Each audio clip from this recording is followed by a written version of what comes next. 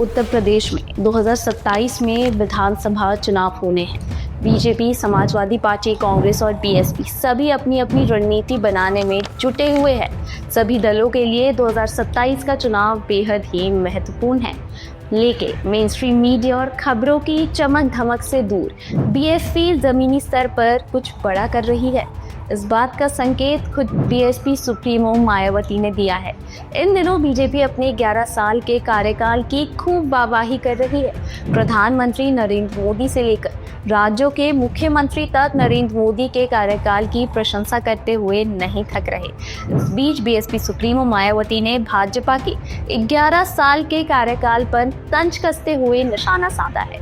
मायावती ने social media पर एक के बाद एक 4 पोस्ट किए। उन्होंने लिखा, केंद्र की भाजपा सरकार ने बीते 11 वर्षों में अपनी जो उपलब्धियां गिनाई है वो कितनी कारगर है और उनकी जमीनी हकीकत क्या है, इसका जवाब तो जनता ही देगी, जिसकी मुझे पूरी उम्मीद है। बहन जी का साफ मतलब है कि भाजपा जिन कार्यों का ढोल पीट रही है वे वास्तव में कितनी प्रभावी है और जनता के जीवन में कितना बदलाव लाई है, इसका सही फैसला जनता ही करेगी। मायावती ने जाति जनगणना के मुद्दे पर भी सरकार को घेरा। उन्होंने कहा कि देश में लंबे समय के बाद जातीय जनगणना शुरू होने जा रही है। कांग्रेस के कार्यकाल में यह प्रक्रिया अटकी पड़ी थी।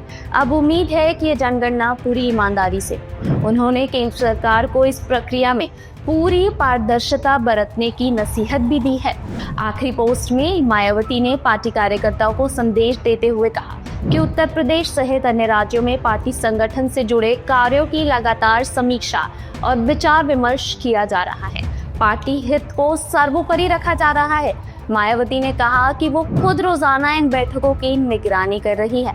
हाल ही में पूर्वांचल में संगठन की तैयारियों और जनाधार मजबूत करने को लेकर एक महत्वपूर्ण बैठक की जा रही है। इसके अलावा बिहार विधानसभा चुनाव के लिए भी पार्टी रणनीति बना रही है।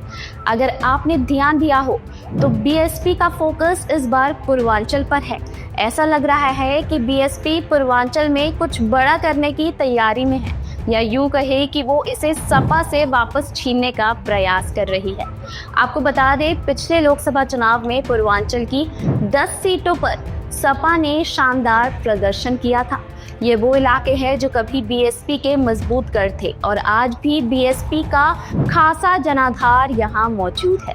बहन जी अपने पुराने किले को वापस पाने के लिए पूरी ताकत झोंक रही है, लगातार बैठकें कर रही है।